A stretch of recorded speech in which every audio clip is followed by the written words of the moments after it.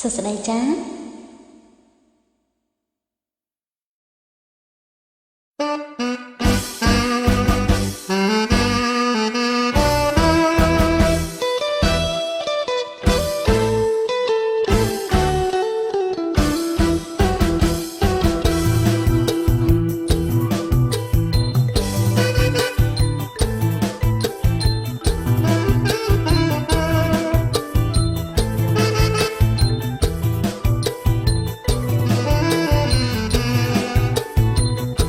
ខូចឯណា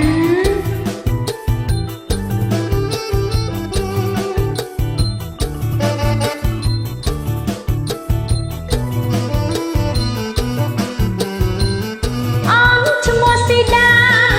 ជាផ្កាកំពុងក្រប៉ុងតាំងពីតូចដល់ធំអ្នកឈ្មោះខ្ញុំមិនដែលប្រាំញីធុញប្រសម័យស្គាល់ឈ្មោះចាំស្គាល់ទៀន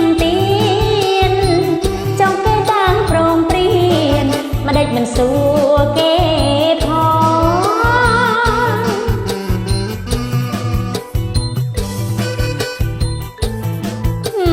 អៀនដល់ហើយជួបមុខគ្នាម្ដងបងចូលសរសើរអូនស្រី